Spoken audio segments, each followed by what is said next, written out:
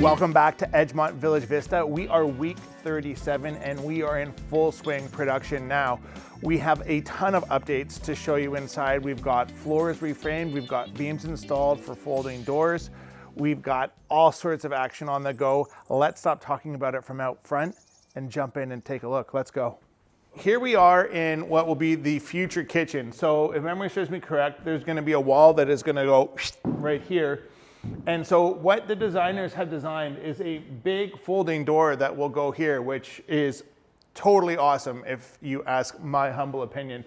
So the team, if you'll recall from previous videos, there was a couple doors or a window here or something, but there was a lot of wall. There is now one massive beam that is opening up this entire area here and will allow us to have one big folding door that will allow us to have access to the amazing view of this very peaceful and serene backyard. Now, coming over here, we've got another beam that I think was existing, because this was an existing door here with a couple windows, if memory serves me correct. Or maybe it was just a French door, I don't recall. Nonetheless, this is ready to go, and of course, we've just got some temporary plywood up here to keep the home secure at night. Don't want to allow four-legged friends and or other intruders in the house too easily anyways. Now, the other big difference that we have is we have this floor framed. You'll recall in our previous videos, originally this home had a sunken floor, which was here, and it was about 1.5 feet lower than I am standing right now. The team has framed this floor and got this redone. One thing that you'll notice is they've done a really good job of lacing the plywood in here and creating a stagger pattern to make sure that we are maximizing our shear strength. Torsion? Is that torsion? Anyways, so this is going to make sure that this home stays strong, holds up in an earthquake from a floor assembly, from a twist perspective, right? Absolutely what I would hope to see when I got here today. 2 thumbs up goes out to the entire team for getting this done and doing a great job of it. Now, let's go down over here, Kyle, and we can talk about what's happened over yonder. I mean, before we do, we've got this kind of sort of dead space here. I can't remember off the top of my head, if I'm being honest with you, what the game plan is for this area here, but it definitely, I think anyways, is gonna be utilized in some way, shape, or form. Unfortunately, I just don't remember off the top of my head. So you know what? Stay tuned and find out. Okay, let's go downstairs. We, I think, are now able to get rid of this temp wall. I'm sure that this will come down sometime this week. It is Wednesday, so I'm sure by Friday this will be gone. We've got the rim joist here. We've got the floor joist behind that, which we'll go look from beneath in a second. But nonetheless, everything here is ready to go. This is going to receive drywall. And this, you'll recall, is going to be a very generously spaced office for one of the clients. Going to be very, very cool. The floor joist installed here, we've got blocking in between every 7 feet. Not that you necessarily need to have blocking on TJIs, but I like to see it. I do. I mean, I know it's not necessarily necessary, but I like to see it. It just makes the floor a little bit more rigid and a little bit more sturdy. I like to see it. Now, one thing that you do want to always be looking for when you're having a renovation done or building a home is you want to see glue dripping down from the joist hangers. No glue equals squeak. PL your joist hangers, kids. There is a ton of interior wall framing that is going to happen down here in the coming 2 or 3 weeks.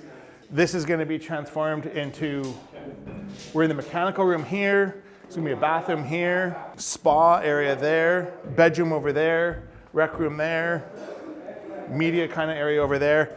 And the only way that I can remember what all of those things are is because my fantastic team has painted the room names on the floor. So it makes it real easy to know.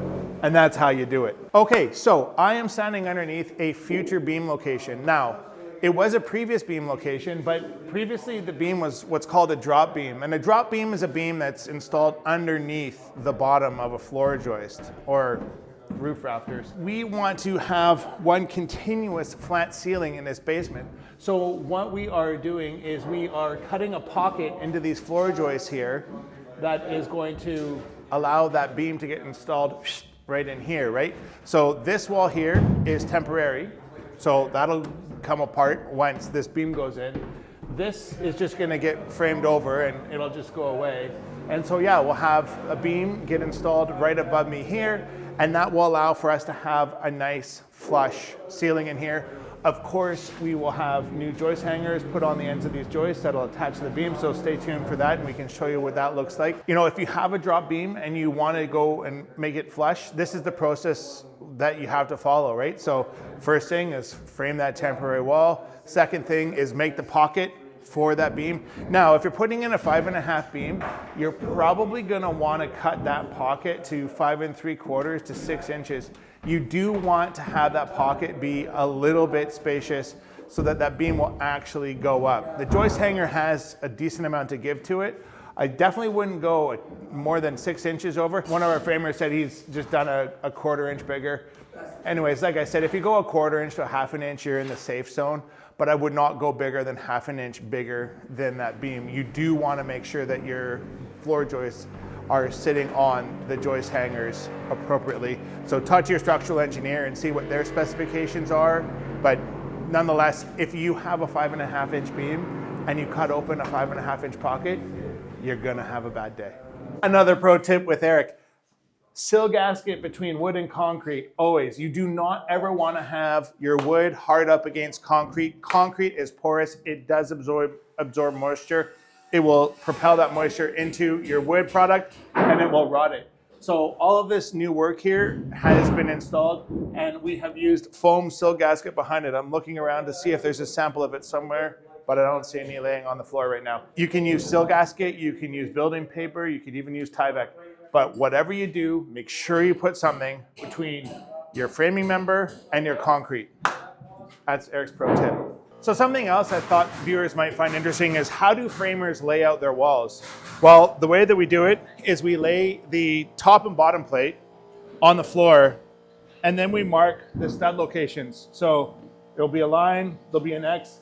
Obviously, whoever laid this out hasn't finished laying everything out because there would be a line here with an X, unless maybe there's a door and they don't want to put a stud here. XX marks where 2 studs are going to go, stud here, and so on and so forth down this wall assembly. So I think the reason why we don't have X's over there is because there's a door and there's no need to put studs there. So, right, we've got studs here, studs there. Life is great. Now, what will also need to happen is, unless we got really lucky, which I don't think we did, we're gonna need to ladder frame in this rafter cavity here so that there's something for the top plate to attach to in a ceiling, right? So the rafters over here are running perpendicular to this wall, but over here they're running parallel. So our team is gonna have to longer pieces of this, but that'll go up in the ceiling here. And the same thing for this wall that's on the floor there. That will go like that, and that'll give the top plate something to attach to. And once that goes up in the ceiling, then the top plate can go up, bottom plate can go down. And because we're framing in place, I am 99% sure that they'll probably stick frame all of this stuff instead of like lay the wall out on the ground and tilt it up like you would if you were building new. You can do it if you add a double top plate and blah, blah, blah, blah, blah. You can absolutely do it. You can frame the wall on the floor, stand it up, make it work. Is there a right way or a wrong way? I don't think so. Not in renovation framing anyways. Let me know what you think in the comments though. That's a wrap on today, everybody. Listen, if you get any value out of this content, we sure would appreciate your support. You can subscribe to the channel, like the video. We would be most grateful. In the meantime, if you have a home that you've been dreaming about transforming into something great, we would love to be your partners in success. Feel free to reach us on the phone or on the web, connect with us, and our team will wow you with their brilliance. In the meantime, stay awesome. Thanks for watching and catch you on the next one. Bye now.